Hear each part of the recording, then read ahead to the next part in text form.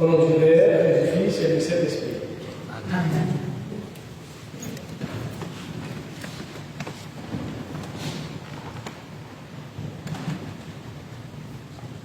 J'ai l'impression qu'on s'est dit, waouh, le texte est trop long. Aujourd'hui, c'est spécial. Oui, nous allons parler du regard et l'aveuglement, le miracle de la guérison de l'aveugle-né. Bien évidemment, vous avez l'habitude tous de prendre l'avion. Avant le décollage, on vous demande toujours attachez vos ceintures. Et c'est ce que je vous demande. Attachez vos ceintures de la foi parce que nous avons un examen de contrôle des yeux à passer aujourd'hui, c'est-à-dire dans notre manière de voir, de regarder l'autre, le voisin, les gens que vous côtoyez. Nous allons faire notre propre diagnostic et à la fin, on vous livrera l'ordonnance qui vous dira comment faire et ce qu'il faut faire. Cependant, il y a trois choses à retenir à travers ce récit. Il y a un aveugle, un guéri et des aveuglés. En ce quatrième dimanche de Carême, nous poursuivons la série des rencontres de Jésus à travers l'évangile de Jean. Dimanche dernier, c'était la rencontre avec la femme samaritaine. Aujourd'hui, c'est la rencontre de Jésus avec l'aveugle-né, autrement dit, un homme né avec un handicap visuel. Et sans surprise, on découvre à chaque fois, dans chacune de ces rencontres, un Jésus qui est à l'écoute, dans l'empathie, qui s'approche des autres en vue d'apporter son aide, de changer la donne, de délivrer et de guérir quand le besoin se fait sentir.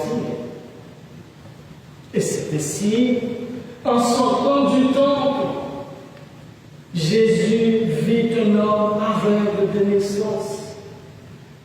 Jésus cracha à terre, fit de la boue avec la salive et l'appliqua sur les yeux de l'aveugle. Il lui dit, va te laver à la piscine de Siloé. L'aveugle y alla, obéit tout de suite, se lava. Et à son retour, que s'est-il passé? L'aveugle-né voyait. L'aveugle-né qui était en difficulté voyait. Quelle délivrance! Quelle joie même pas de retrouver la vue, mais de trouver la vue. Ce fait, cet épisode, nous ramène à deux regards différents, deux visions envers ce non-voyant qui sont diamétralement opposées, c'est-à-dire celle des hommes, y compris les disciples, fondés sur le jugement, la stigmatisation, et celle de Jésus, fondée sur l'amour et la compassion. Regardez bien l'intervention des disciples et le comportement des pharisiens à travers le texte.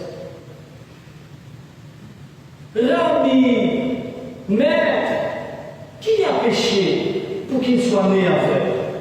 Lui ou ces batailles. Les disciples cherchaient plutôt à comprendre. Mais Jésus, de manière implicite, ne voulait pas qu'ils établissent un lien entre cet handicap et le péché. En guise de réponse, Jésus se propose comme lumière qui nous aidera à accepter certaines choses, bien évidemment, dans la foi.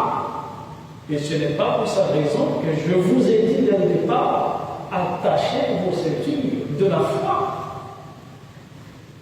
Et vous voyez que cet homme, il y a tout un jugement.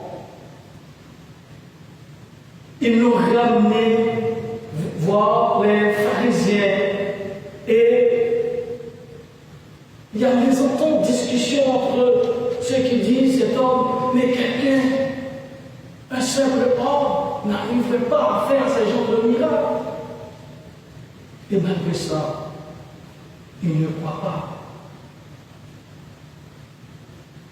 Après avoir été chassé par les pharisiens, Jésus dit au guéri, cette fois-ci, pas avec, au guéri, crois-tu, toi, au Fils de l'homme?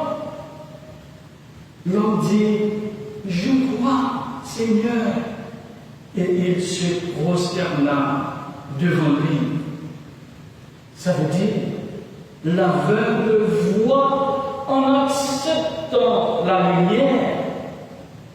Pourtant, les pharisiens qui regardent mais ne voient pas, refusent la lumière.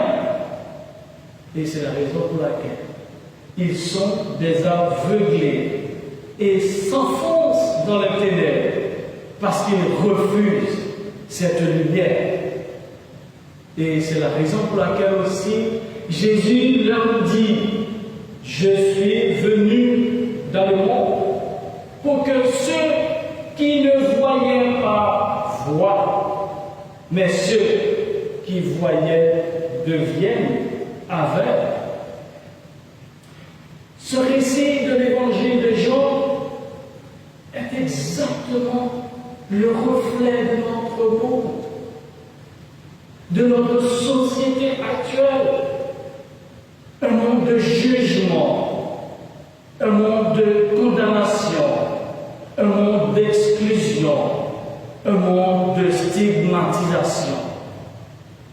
A contrario, heureusement, il y a un Dieu de compassion qui accueille, qui ne condamne pas, qui n'exclut pas, qui ne stigmatise pas, mais qui guérit, qui console. Oui, bien évidemment, nos yeux souffrent de la maladie de l'ignorance, de manque d'attention, manque d'empathie. Nous ne voyons que le côté négatif le plus souvent et les défauts des gens. Et je dois vous dire que l'ophtalmologue par excellence qui peut guérir tous ces défauts de nos yeux, il s'appelle Jésus de Nazareth. Il s'appelle Dieu. Ainsi donc, nous avons besoin d'une nouvelle direction en tournant de préférence nos yeux, notre regard vers Dieu, afin qu'il puisse nous aider à voir clair et beaucoup plus clair. Oui, un message clair nous est adressé via la première lecture. Autrefois, vous étiez ténèbres. Maintenant, vous êtes la lumière. Pas n'importe quelle lumière, mais la lumière dans le Seigneur. Vivez en enfant de lumière. Et le savez-vous, le Le fruit de la lumière s'appelle bonté, justice, vérité. Discernez ce qui plaît au Seigneur. Ne vous associez pas aux œuvres stériles des ténèbres. Au contraire, démasquez-les. Oui, soyez du côté du guéri, car le guéri est celui qui écoute et accepte la lumière. Si vous avez bien attaché vos ceintures, et vous serez bien au rendez-vous à cette lumière qui brillera pour le temps et l'éternité.